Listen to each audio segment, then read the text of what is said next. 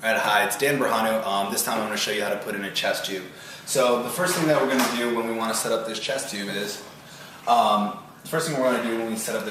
make sure we have all the proper supplies. So first we want to make sure that we have a chest tube, so something like 36 French chest tube. We want to see that we have a scalpel, some curved sixes, hemostat maybe if we need it, and a needle driver, and some suture for later when we need to secure the tube. So first of all, when we assess the patient, we want to find our landmarks again so we know where we're starting out with. So the first thing I'm going to do is kind of come down to the second rib and kind of find that intercostal space. And then I'm going to work my way down to what I believe is going to be the fourth intercostal space. Then I'm going to come down over into the mid-axillary line where I find that. So I'm just in between the pec, the trap over here. But then I'm going to go a little bit more medially. So I don't hit any vital structures. Once I find where I would like to be in this fourth intercostal space, I'm going to get my scalpel. I'm going to make an incision right over the... No, I'm not. I'm going to take a step back. And so if this is in a normal patient in the trauma bay, first thing I would do is that I would find this space. Then after that, I would properly prep and sterilize the patient. Then after that, I'd apply lidocaine once I've sterilized myself. So first thing I would do is I'd apply lidocaine subcutaneously, periosteally, and then also in the pleura so that the patient can have the least amount of pain. So once I've draped, or once I've sterilized, draped, put on lidocaine, then we'd be ready to begin. So this is when I grab my scalpel. I'm going to find what I believe is the fourth interspace, go to the rib right below it, make about a 3 to 4 centimeter incision. After that, I'm going to grab one of my curved sixes, and I'm going to open up the space above the rib. And so I'm going to use the technique where I'm going to have one hand to stabilize, kind of as a stop as I go through, just so once I get through the pleura, I know I'm there and I don't actually keep going further and injure any other structures. Oh wait, let me stabilize the mannequin. Okay.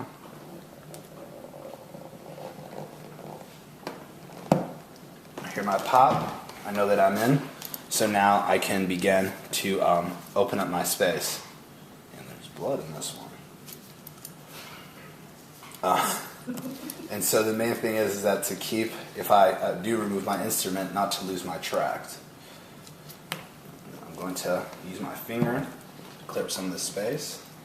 Hey, Julia, you could kind of hold the mannequin. Sorry. Thank you. Kind of come back as I open up my tract. And again, make sure not to lose my tract once I have gotten in. And then it's important to go on top of the rib that you're going on so you don't hit any of the neurovascular bundle. Once I feel like I have safely gotten into my space, I will sweep up and down along the rib, just so until I feel like I can feel the lung, which I feel like I can do, and I'm in. So at this point is when I would insert the chest tube. I'd have one of my assistants give me the chest tube.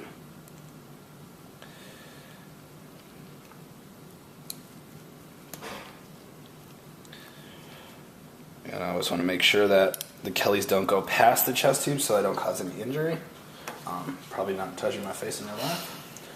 And then after that, I'm going to take the chest tube, slide it through the tract I've created behind my hand, making sure to go posterior and then superiorly once I have entered. Can you hold the mannequin?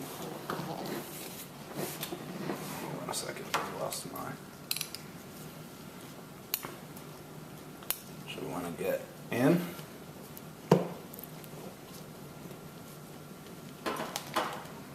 And then once I have introduced in the plane I think is correct, I'm going to advance the tube. There we go. And I want to advance the tube to about 8 centimeters, I believe. And I think the major finding I need to do is just make sure my last radiopaque tube is actually going to be, or my last radio opaque circle is going to be in there. So I'll go up to about here. Once I think it's in place, the next thing I'm going to do is to make my U-stitch.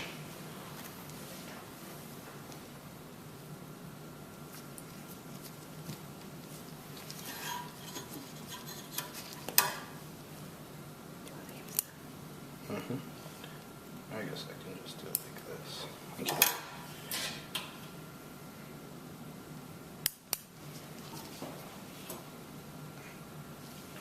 If you could hold this for me.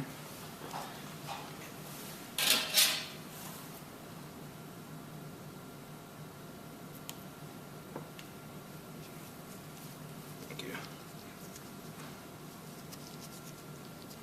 Can't do it with my left hand. And then after we've completed our U-stitch, I would like to cut off my needle.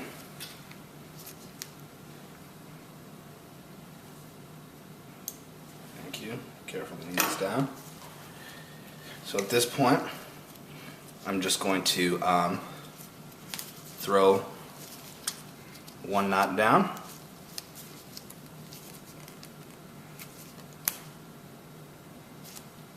Can I have another stitch?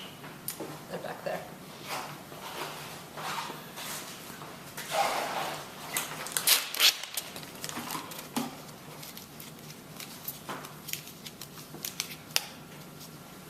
Thank you.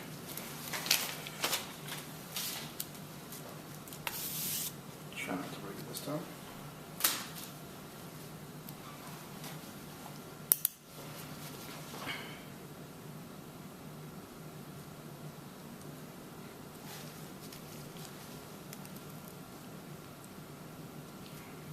Could you hold this up again for me?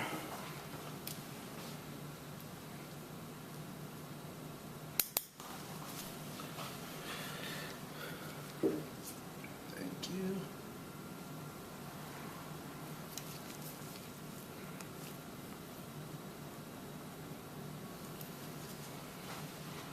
Okay. Again, if you could cut for me. Oh, it did pop off. This time I'll be a little more gentle. Key to this though is I'd want to throw one stitch down, and obviously we'd reapproximate some of the skin over here if we need to, and then we will coil our suture up, making sure that we keep pressing it down as we go.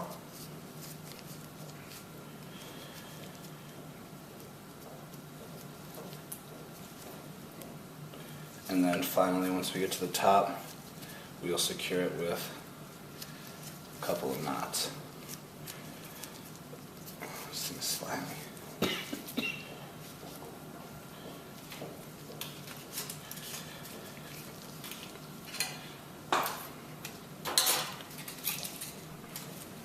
And that's how you insert a chest tube. And then we'd obviously hook this up to suction if needed. We'll be done.